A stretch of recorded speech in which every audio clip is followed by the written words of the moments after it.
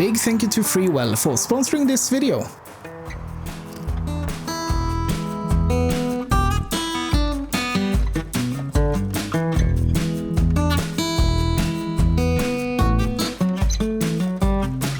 I was actually going to record this video last weekend. Malin and I went down to Jönköping to take some photographs, go for a little photo walk.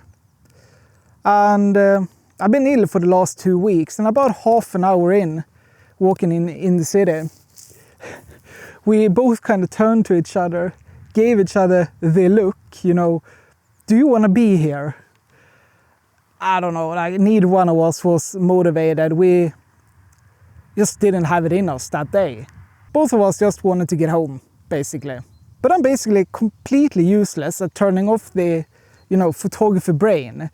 Even though we were calling it quits, the few times I managed to find a scene that I found interesting, I ended up standing in the street for 10 minutes trying to compose something.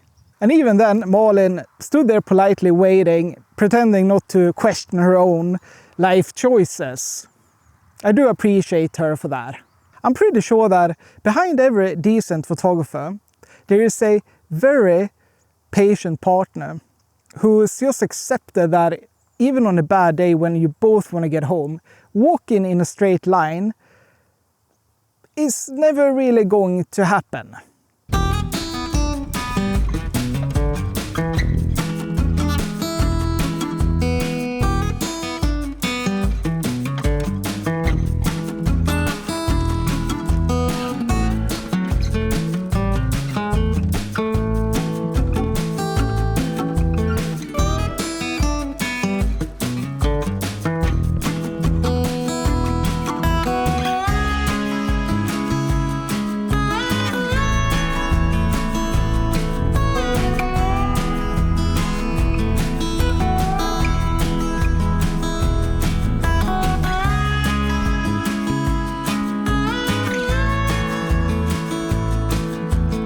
Photography is a really weird pursuit, in my opinion, because there is no scoreboard. Nobody hands you a certificate in the mail to tell you you've leveled up.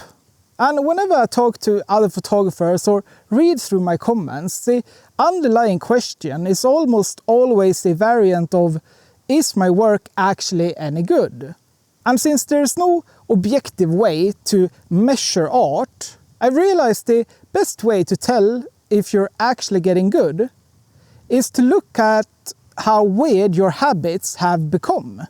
In my opinion, anyway, for whatever that's worth. The first sign usually shows up in how you walk. I'm pretty sure I've lost the ability to walk from point A to point B normally. If you're constantly doing this weird erratic dance, sidestepping mid-conversation, or drifting left to line up the foreground with a distant tree or fence line, you're probably on the right track. To anyone else, it looks like you're glitching out. But what you're actually doing is trying to solve a geometric puzzle that nobody else sees. And it doesn't really turn off either. Your brain is constantly processing geometry, meaning you can't just take a casual stroll without framing up the power lines or pausing because some lines on the ground looks interesting. You essentially become a hazard to walk behind because you're constantly stopping and checking everything around you. As soon as you see something interesting, you stop and you start to align and see where the lines start to fall in place. You know, being out here today is actually the easy part. Specifically, being out to take photos. I can stop pretty much whenever I want, especially on these gravel roads. But I think another clear sign that your eye has developed is how agonizing it is when you're not supposed to take photos. You know the feeling. You're driving or you're on a train or just in a rush to be somewhere. You're cruising at 90 kilometers an hour and suddenly you see just the perfect light hitting a lone tree or a barn out in a field. But you can't stop. There's a car right up on your bumper or absolutely nowhere to pull to the side safely.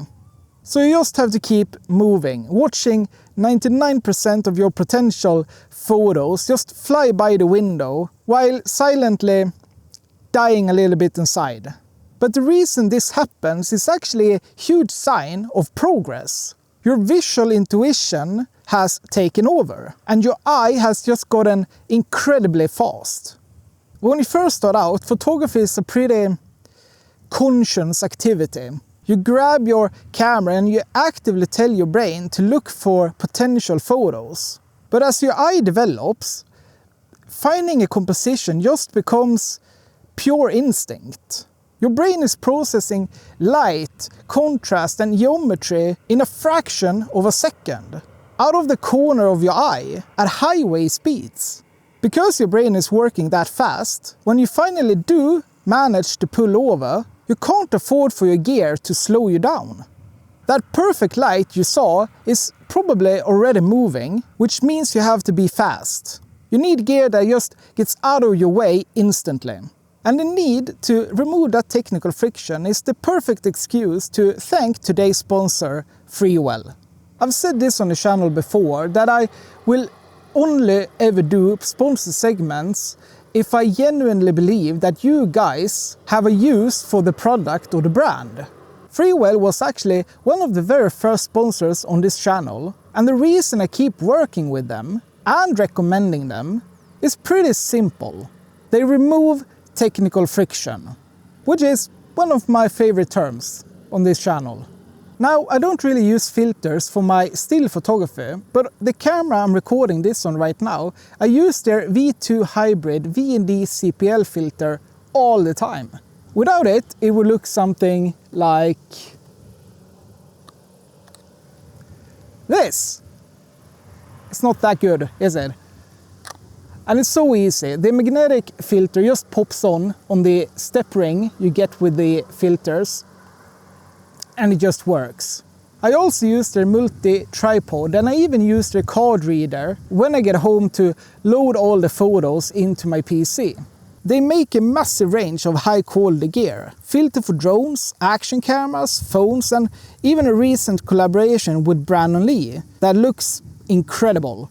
But honestly, aside from great products, one of the main reasons I stand behind them is they have fantastic customer support, which is rare these days in my opinion, and it means a lot when you're investing in your kit.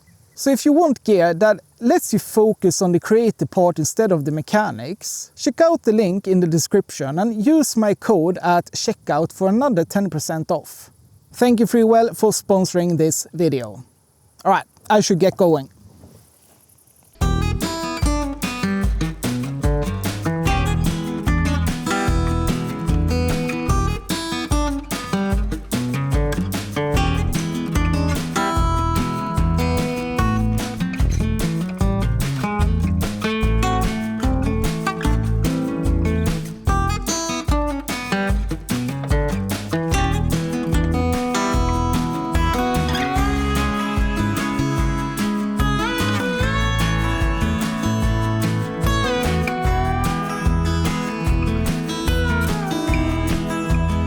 Another weird indicator that you're on the right track is how you stop judging the light and start translating it. You realize that bad light doesn't actually exist. When I started, I was obsessed with checking the forecast, waiting for golden hour, hoping for that epic sunset. But you know you're actually getting good when you stop trying to force the scene you want into the light you have. Instead of getting frustrated by a flat grey Tuesday, your brain just naturally shifts gear. You start building this subconscious instinct for what types of scenes works with what types of light. If the light is harsh, your eye automatically looks for subjects that thrive in that kind of light. If it's completely overcast, you just instinctively pivot to soft textures and intimate scenes that would look terrible under a blue sky. You're no longer wishing for different light. You're just matching your subjects to the light you have. And it's the exact same thing with locations. Beginners usually need a famous landmark or a massive mountain to make a photo interesting. But I think the real proof that you know what you're doing is that someone can drop you off at an absolutely terrible location, like an ugly industrial park or a, in my case, messy farmyard, and you can still extract a clean composition out of the chaos. You stop relying on the environment to do the heavy lifting. You realize a good photo isn't about standing in front of something beautiful. Your brain just naturally isolates a frame no matter where you are. Because of that, you stop needing a beautiful location to take a good photo. So I'm pretty sure I have IBS. It's nothing confirmed yet, but I have a doctor's appointment in September to check it out and see what it actually is. But I've had some counseling. I don't know if that's actually the right word for it, but in Sweden we can call 1177 1177 and we can ask for advice and stuff like that in the medical field. And I did that. And I explained all my issues, which I've had during like this whole summer. And she basically just said, yeah, that sounds like IBS. Okay. And I started Googling a bit and you know the rabbit hole. You know the rabbit hole, and everything fits. But as I said, it's nothing confirmed. But it's been really weird this summer because normally I'm a very motivated person. I love to have a goal in front of me, which I've had this summer, but I haven't been able to do it at all because of my stomach issues. So I feel it feels very weird because I never had this before. I've never had it like that I can't go out. Like I don't trust my own body to even go out the door. I've never had that before. And that's basically what it's been most of this summer. So, yeah, I'm having it checked out. Yeah. Anyways, I think the final sign you're a good photographer is that you see the final image before you even raise the camera. When you stand wherever you stand and you look at a scene, you already know what focal length you're looking at. I noticed this in myself after using my OM5 for a couple of years. Your brain just naturally learns to see in different frames. You basically develop a built-in viewfinder. You aren't lifting the camera to figure out the composition anymore. The camera just becomes the mechanical tool to capture what your brain already composed. So if you find yourself doing any of these things, you're probably a lot further along than you think you are. Anyways, that's it for today, guys. Thank you so much for watching. I hope you enjoyed the video, and if you did, give it a like and consider subscribing. I appreciate it so much. But until next time, have a good day or evening whenever you're watching this. Out!